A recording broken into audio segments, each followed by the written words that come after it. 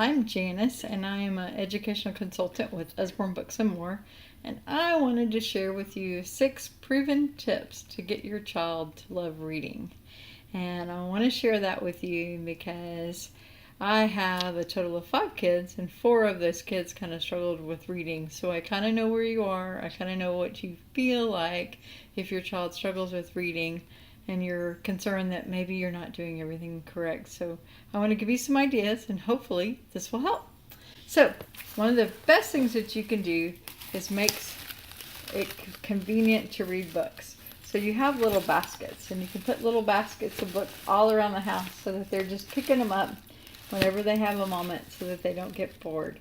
You can put them in the car, which is another thing. You can also have books in the bathroom. You never even thought about that, but you really can, and that'll be a prize place, but also at bedtime. And then, last but not least, you can have them in your purse so that when you're at that doctor's office, rather than giving you your tablet or your, something to play with, your phone, you can get out books and you can look and pick books that have interesting topics for them and carry them around so that you have little information that you can share with them. They can just look at it if you don't have time to read it to them, but if it's, you can also read it to them. So that is number 1 tip. Today with iPads and everything else, reading has to be so phenomenal. So just really, really quickly, I have to show you one of my favorite books because I really think it does send kids the message that reading is fun. You get to look at this book with 3D glasses. So that's one thing that's going to get them excited.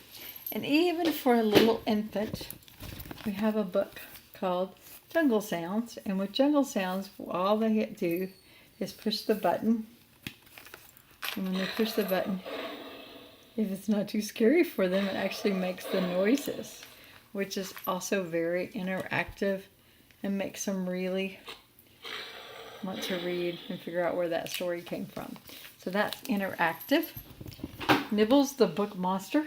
He nibbles through all of the stories, the classic stories. And you can even get the Nibbles plush, and you can have a day where you actually go and find Nibbles in the room and you can hide him somewhere. But he goes through Goldilocks and the 3 Bears. It's very, very important that books be interactive and fun, especially nowadays. So that is tip number 2. Tip number 3 is to reward reading, especially with schoolers during the school day, during the summer, that kind of thing. You can say, hey, when we get finished reading this book, we're going to go get ice cream. And they may not read it all in one day, but you could log, well, let's say it took you 30 minutes this day and 30 minutes the next day and 30 minutes the next day, and we did 5 days of reading, so we're going to go get ice cream. Same thing with schoolers. You can reward them with trips to the skating rink, trips to the pool, lots of different fun things that you can do. One of John Maxwell is a famous guru, and his parents actually paid him to read certain books, not just any books, but books that they wanted him to read so that he would get that information. So that's just a whole nother idea that you could do. Tip number 4 is to lead by example. It's real important that kids see you reading. So when you're cooking, if you can get them involved, you're making breakfast one day and you want them to make an omelet, have them read, not over here, have them read the directions with you so that you can see, so they can see that you're reading. That's really, really important.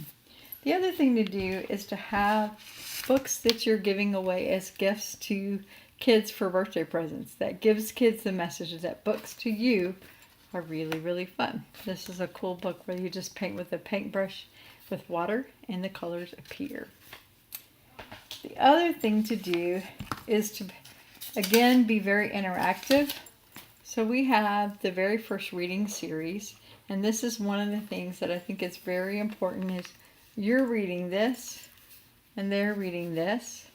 When you're sharing the reading with them like you are with this series right now, the story is a lot more interactive and a lot more interesting to them than them struggling on every single word, and it makes it more fun. So they also get to hear you read, Because did you know that by hearing you read, you are role modeling for them fluency, which is a very important skill for reading.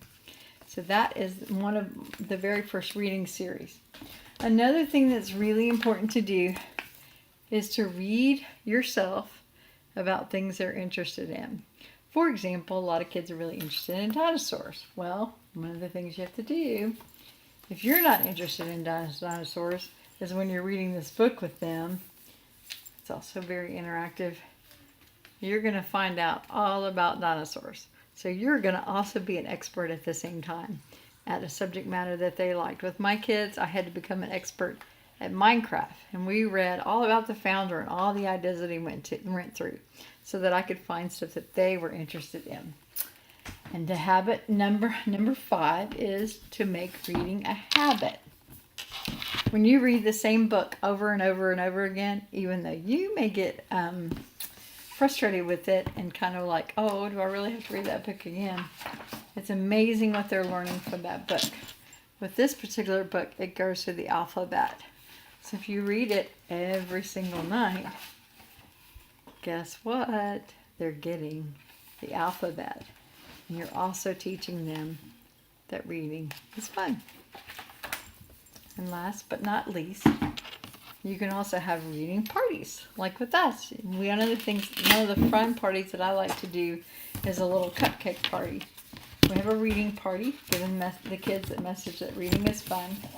And we got the cupcakes here, and we're going to make cupcakes before the party for all the little kids that come to the party.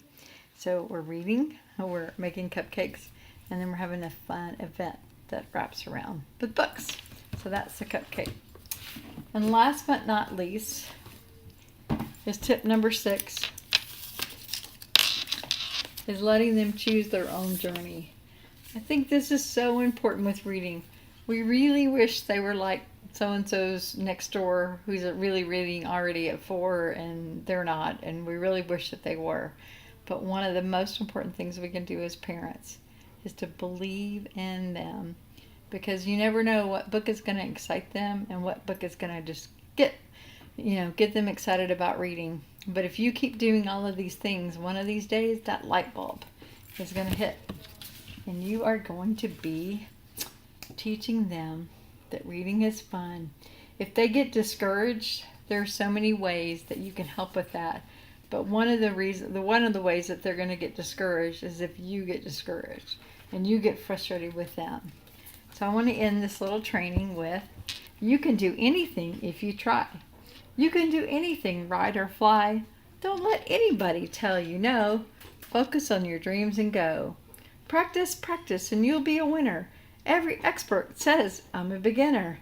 Drawing, dancing, and playing the drums. With a whole lot of practice, you'll be the one. You can do anything if you try. You can do anything, ride or fly. Don't let anybody tell you no. Focus on your dreams and go.